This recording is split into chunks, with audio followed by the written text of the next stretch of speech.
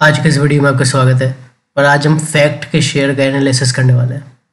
अब फैक्ट के शेयर में देखिए क्या है, अभी यहाँ कुछ दिनों से तेज़ी देखने को मिल रही है और ख़ासकर यहाँ पे एक बहुत ही ज़्यादा बड़े वॉल्यूम वाली कैंडल, ये जो कैंडल है 9.4 मिलियन की कैंडल है। तो करीब करीब आप समझ लीजिए 94 लाख की कैंडल है, इतने सारे वॉल्यूम्स की कैंडल है। और इससे पहले जो कैंडल बन रही थी 1.5-2 लाख 1 लाख, मतलब बहुत कम वॉल्यूम वाली कैंडल बन रही थी, समझ रहे हैं आप। और कहाँ ये 94 लाख, तो एक ये बड़ी कैंडल थी, ये एक गेम चेंजर थी जिसमें 12-13% तक शेयर बढ़ा था, ठीक है, मतलब 12% पे क्लोजिंग हुई थी।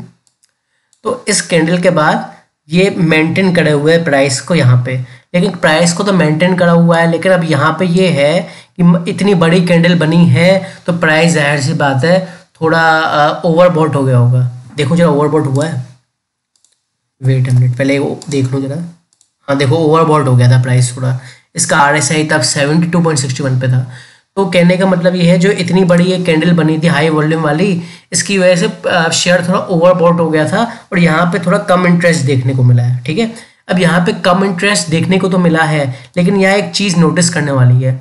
आज जो शेयर का क्लोजिंग प्राइस है वो 1027 पे क्लोज हुआ है और शेयर ने जो हाई बनाया था 1053 का बनाया था। तो आप ये लेवल देखिए, ये लेवल जो है ये, तो जो शेयर है इस लेवल को पार तो किया था लेकिन वापस इसके नीचे क्लोज हुआ है। तो अब हमें क्या करना है, हमें ये करना है कि वापस से इस लेवल के ऊपर निकलने का इंतजार करना है।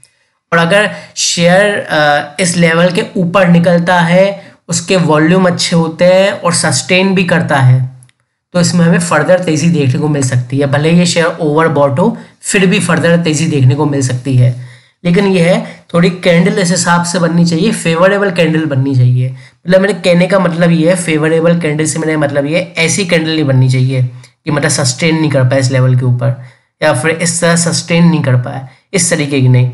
या अभी ये जैसे रेसिस्ट कर रही है ना यहाँ पे कैंडल्स, तो यहाँ पे रेसिस्ट कर रही है, यहाँ पे अगर ये ऊपर निकलता है इस लेवल के, जो कि हम राउंड फिगर में 128 का लेवल मान लेते हैं, अगर ये कल 128 के लेवल के ऊपर निकलता है, वहाँ पे काफ़ी देर सस्टेन करता है और वॉल्यूम भी अच्छे आते हैं। वैसे वॉल्यूम की मैं तो गारंटी नहीं ले सकता अच्छा है नहीं है, लेकिन कम से कम 128 के लेवल के ऊपर सस्टेन करता है तो उसमें बाइंग संभव है।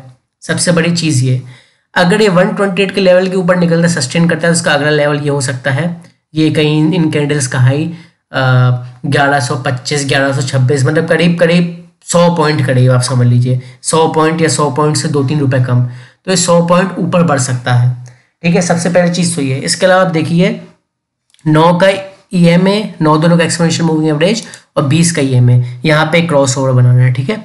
इसके अलावा ये 50 का EMA, एक सेकंड पहले इन दोनों को हटाऊं, 50 का EMA ये ब्लू वाली लाइन, और ये 100 का EMA, ये भी यहाँ पे क्रॉस ओवर बना रहे हैं। तो 50 और 100 के EMA भी क्रॉस ओवर बना रहे हैं और 9 का 20 की EMA तो कब का क्रॉस ओवर बनाया हुआ है। इसके अलावा जो 20 का EMA है ये भी क्रॉस ओवर बना रहा है, ये 100 और 50 के EMA को भी ऊपर क्रॉस करने की कोशिश कर रहा है।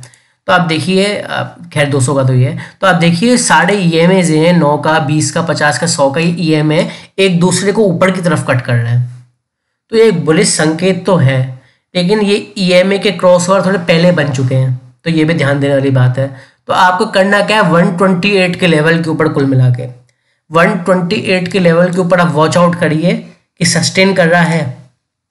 अगर सस्टेन कर रहा है और आप रिस्क लेना अगर अफोर्ड कर सकते हैं, क्योंकि रिस्की तो है साफ बात है, अगर आप रिस्क लेना अफोर्ड कर सकते हैं, जितनी आपकी हैसियत है उसके हिसाब से, जितना आप अफोर्ड कर सकते हैं उस हिसाब से आप पैसा इसमें रिस्क लेके लगा सकते हैं, ठीक है। तो ये शेयर बढ़ सकता है 10-12-15% बढ़ सकता है, लेकिन अपने पॉकेट के मतलब बजट के हिसाब से लगाइएगा। ऐसे नहीं कि इसमें ज़्यादा क्वांटिटी लगा दिया फंस जाए, क्योंकि मुझे थोड़ा रिस्की तो लग रहा है ये अभी भी, भले ये ब्रेकआउट दे दे, ठीक है ना।